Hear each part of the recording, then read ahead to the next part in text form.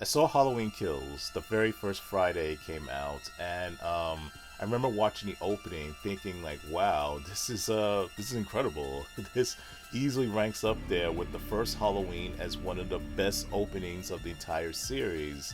The opening of Halloween Kills continues directly from the ending of the original Halloween, and the way how they just capture like the aesthetic of the original film, the way how they edit it, the way how they shoot it.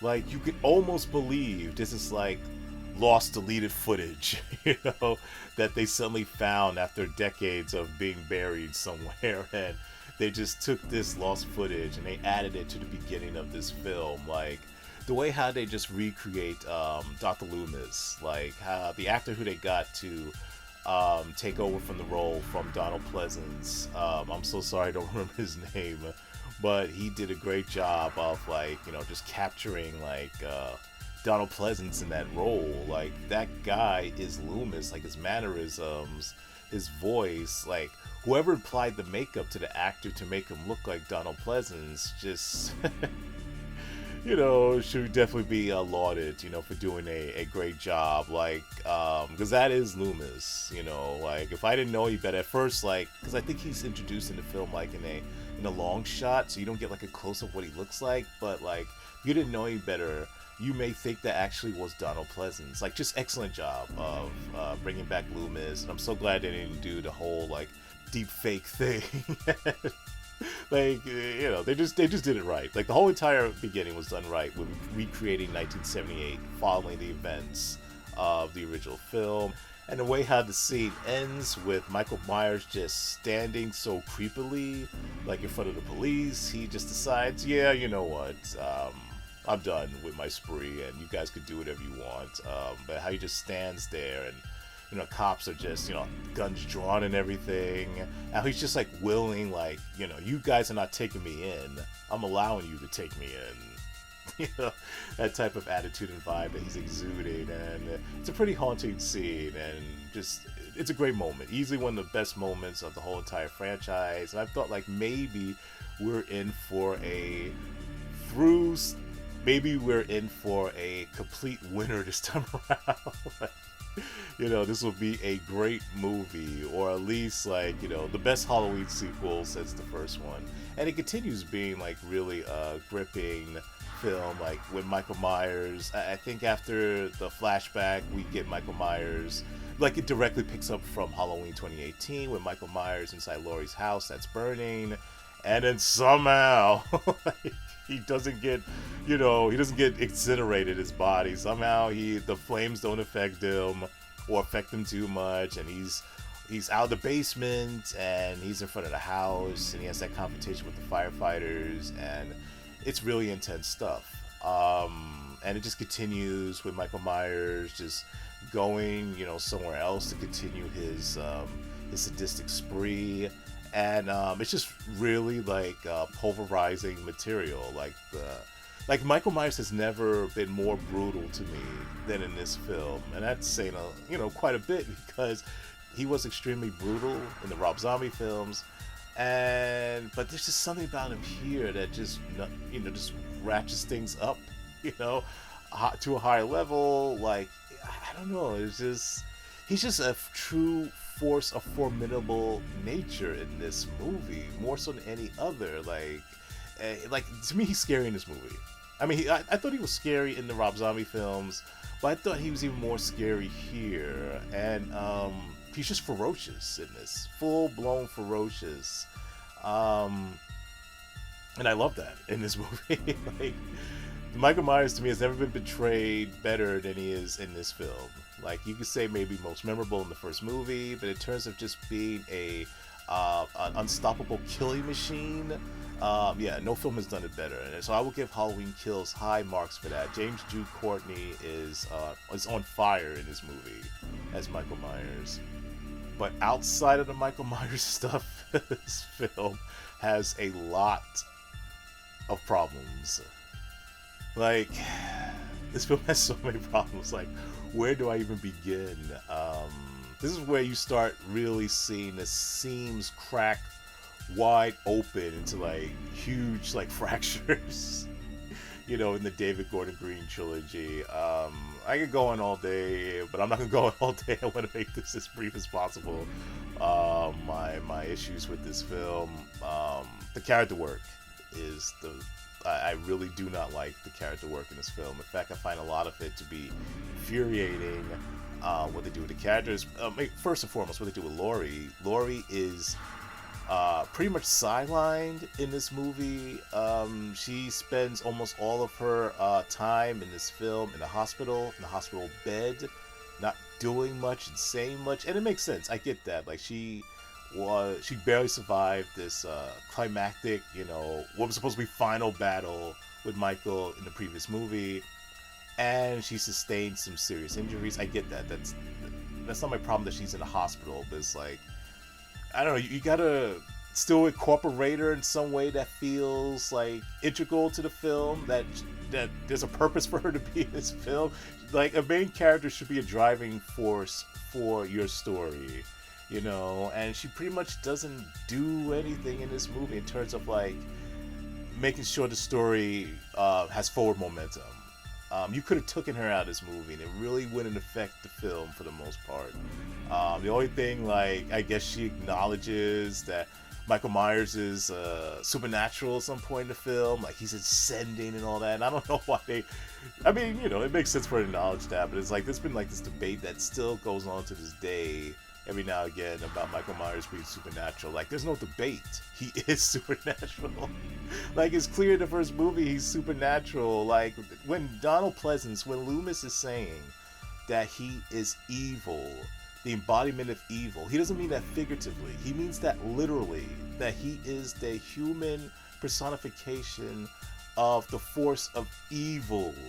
Okay? Not a man that has evil intentions, but evil itself forged into the body of a man. Now, yeah, Michael Myers is clearly a man, but he's more than a man.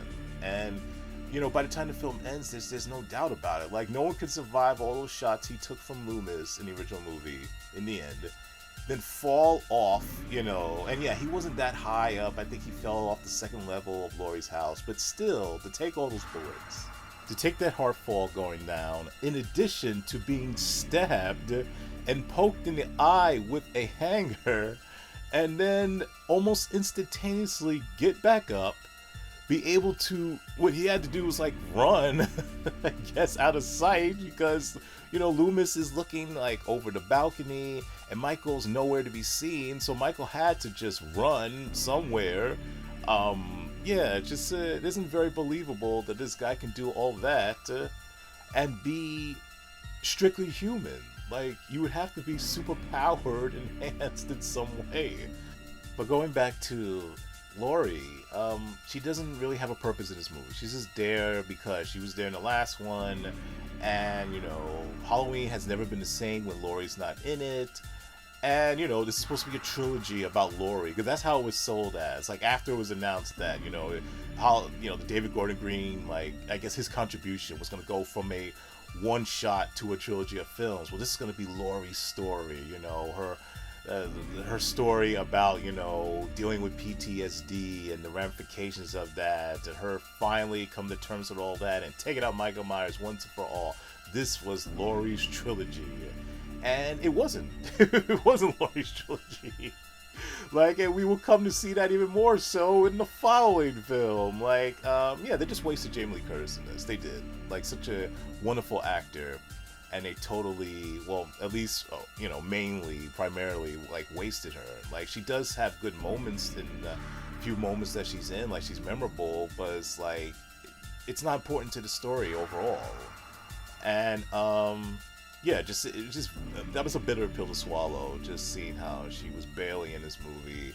And then the other characters they do decide to mainly focus on, like, some of them are like, why? They're just so annoyed and infuriating. Like, the only character which I thought was worth, spending time with was her granddaughter. I cannot remember her name. Oh, I think it was Allison. And I think the actress who plays her is Andy Matichak. I don't know if I'm pronouncing her last name correctly. And she's really good in this movie, and I actually do like her character and what they do with her character in the film in terms of her, I guess, arc. Even though I don't think there's really much of an arc to her character, or even any character in this film.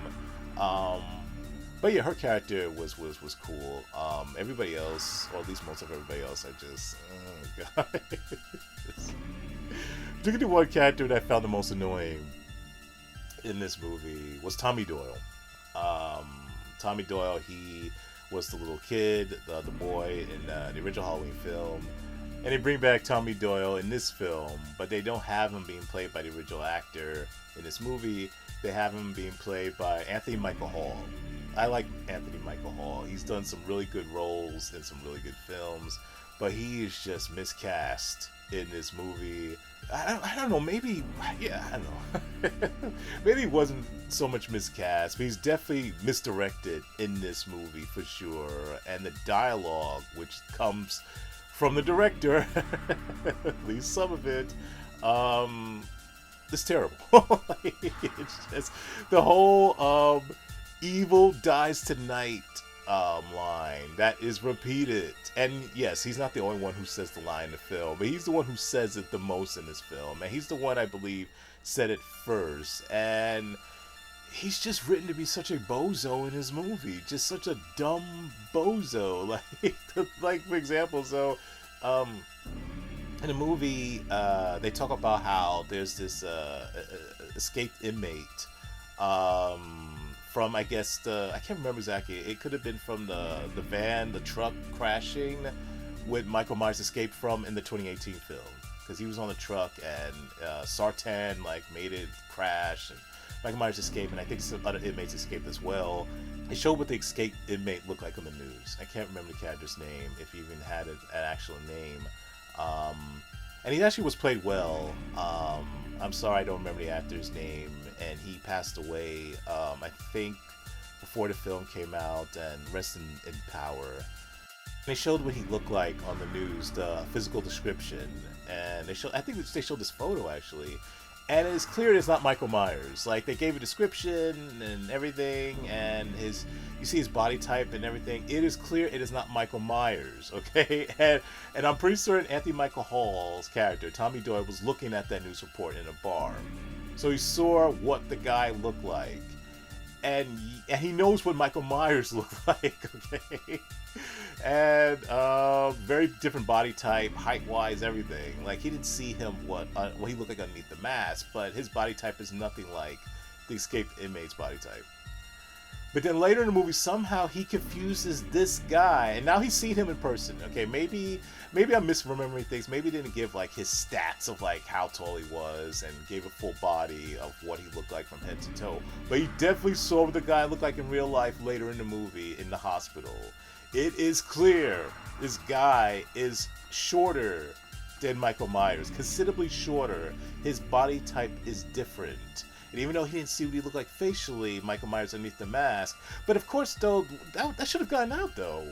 They unmasked Michael Myers. He was institutionalized for 40 years. There's no way that would have not become public information, what Michael Myers looked like. So when he gives that line later in the film, how we know what he looks like, there would have been a picture of what he looked like. Maybe not what he looked like currently at that point, but it certainly would have been 100% for sure circulate throughout the world. This is what Michael Myers looked like. And there's no way Tommy Doyle would have not wanted to see what the person who tried to kill him as a child looked like. Alright? And this whole idea maybe 40 years could have made him lose several inches and all this and that is nonsense. So for the fact of him confusing this escaped inmate, who, the actions that Tommy Doyle does, along with the mob, causes the death of this poor guy, this inmate. That's one of the few scenes that, did get to me. Just because of I guess how devastating the scene was. This poor guy felt like he had to go ahead and, commit suicide because of the pressure that this mob was, inflicting on him. Chasing him down and all that. But yeah, it was just this incredibly dumb writing. There's no way he would ever confuse Michael for this inmate. He just wouldn't. Or the rest of the mob. Because his mob, a lot of them, it's implied they were living in his town. So there's no, and even if they weren't living in town like this, it was well known what Michael Myers did in Haddonfield. Like the whole world would know about it, particularly in the late 70s. Like, you know, 3 people, I can't remember the exact number of people who were killed in the first film, may not get, you know, global news today, but it certainly would have in 1978, particularly doing it on the day of Halloween, and, you know, the killer wearing a costume and all that, and Michael's backstory, what he did to his, you know, sister back in '63. Yeah, it's just nonsense. Like, there's just a lot of stupid stuff in this film. Allison's like, I mean, I guess it's her boyfriend at that point, but I guess ex, I don't know, whatever you want to call him. And like, you have Lonnie, the character Lonnie, who was in the original film, and he comes back. You know, he's an adult, he's much older, and he goes inside a house, like Michael's inside a house, and, you know, and Lonnie's with his son. His son, who's like so traumatized by the events of that evening. And he's also with Allison, and you would think the best thing to do is just, okay, we know Michael's in the house. I think it was the Myers house, I believe. And let's just call the police. Let's just call the police, or just wait till we get more people. But no, he decides to go in on his own, okay? This guy is not trained. He's not like a former police officer or soldier, stuff like that. And even if he was, like, you don't go in alone unless you actually have to. This guy decides to go in. I get he's trying, I need to confront my fears. I don't want to confront my fears to confront Michael. But Michael, this guy already has a pretty high body count. And, like, you know this is someone not to fuck with. And you are not trained in any way. And even if you were, it still would not be advised to go in there alone. And he decides to go in there and leave his son, who's, like, telling him, like, Dad, like, don't, like, don't remember the exact words. But it's, like, he's clearly, like, his son's telling him, like, this is not a good idea. Like, let's not go in there.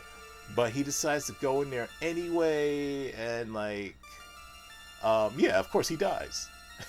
he fucking dies. He goes in the house, and, you know, the son comes across his body, I think, and, like, he and Allison decide to go in there, because at that point it's like, it's family, of course I have to go in there, you know. But I just thought it was dumb. It's just like a whole bunch of dumb stuff in this movie. People doing dumb things. It's not that people don't do dumb things. People do dumb shit all the time, but it needs to be believable why somebody is doing this risky shit. And it isn't believable at all. It's forced, contrived, bullshit writing. I'm just, it's like all throughout the movie, people just doing the dumbest shit or saying the dumbest shit. I can go on and on, but I'm just going to cut it here. I'm tired. It's frustrating the way people act in this film. And the whole, like, the themes in this movie is so overt and painfully on the nose, like the whole thing of, like, with mob justice, you know, which I don't think is a bad idea. Like the whole thing of, like, how, you know, an event could be so traumatizing to a group of people that they act in ways that are not helpful, that are very harmful. And we saw that, like, I guess in a more individual way with Laurie in the 2018 film, and now instead of seeing it on an individual, we're seeing it on the collective. You know, we're seeing this on this town. And I actually think that is a really good direction to continue with. But it's done in a way that's so ham-fisted, and I would say even corny. And it just, like, the evil dies tonight, and the way how everybody just loses their minds in a way that's just unbelievable and just off-putting. And, you know, the whole thing with the whole thing with mob justice and how bad it is. And of course it's bad, but it's done in a way that is just so poorly executed. Particularly that it's all, like, just encompassed in this scene with after the poor inmate commits suicide. And then you have I think his name was Sheriff Brackett? I'm not sure if that was his name, but the character played by Charles Cypher. And it's like, I think he says, like, after they're looking at the poor guy's, you know, dead body, he's turning us all into monsters, or we've all become monsters. I can't remember the exact line, but it's like, you think? You really think, like, did you have to say that? Like, it's clear, like, what Michael has done, and what you've done was monstrous, like, you know, forcing this guy, you know, to go ahead and fall to his death. Like, you didn't have to say that. It's pretty clear. Like, just such on-the-nose dialogue, and, like I said, painfully on the nose. And I don't mind stuff that's even, not subtle. I don't mind stuff that's overt and blatant, but it has to be done in a way that also works and feels natural. Like Dawn of the Dead, that's a film that is very overt with his message, but it also never feels fake and it never feels inauthentic. It never feels contrived. Get Out is another movie that is very clear of its message. It's not subtle at all, but it also handles it in a way that feels real, you know. And Halloween Kills feels extremely preachy. It's just other themes they handle in the movie they don't handle so well, and just like just crazy stuff with there's one retcon in the movie that I have like issues with. The retcon of Sheriff Hawkins, like bringing him back. It is clear that he was killed in Halloween 2018. He gets run over. Well, first he gets stabbed in a really fatal place in the movie by Sartan, and then he gets run over by Sartan. And before he gets run over by Sartan, we see like the wound. It's just gushing blood all over the place. This guy is bleeding out, and he would bleed out quick. And then he gets run over, and it's clear he is dead. There is no way he can survive, what happened to him. And then when I see him alive inside a Halloween Kills, I'm like, what? And the thing is, I liked his character. I did not want to see him die inside Halloween 2018. I thought the way he died was kind of cheap, the way he was killed, and just, I don't know, and unnecessary. And but like once a character's dead, they're dead. That's it. Like the whole idea of bringing a character back from the dead who clearly was dead, I hate that shit. I absolutely cannot stand that shit. Like, if you're gonna do that whole thing of like, are they not dead, then don't have them be killed in a manner or suffer injuries in a manner that is undeniably fatal. Particularly like fatal twice, like being run over in the way that he was ran over, and the knife wound, the stabbing.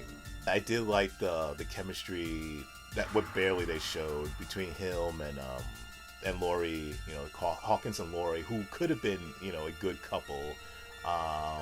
And you thought that, because they were really building it up, not so much in 2018, but in Halloween Kills, and you thought maybe they were going to do something with that in Halloween Ends, but no, they don't really do anything with it. It pretty much was for nothing, and bringing him back was for nothing. Like, he didn't come back to do anything instrumental and major in Halloween Kills or in Halloween Ends, at least not that I can remember. Like, I don't know, like this film though. And the thing is, when I first saw Halloween Kills, I actually was pretty impressed by it. Not as much as I was with 2018, and I definitely saw the flaws immediately, the frustrating ones immediately. But I still thought there was a lot more good than bad. But then same thing like with Halloween 2018, when I watched it the second time around, it was just, man, like what was I thinking? Like, these films are very problematic. They have really bad repeat value. Like, perfect examples, both of them, of movies with deeply diminishing returns. I don't know. Like, I definitely have more to say about Halloween Kills, but I think I'm gonna say on this that things will continue to take a downward turn. Oh man. In the next and last installment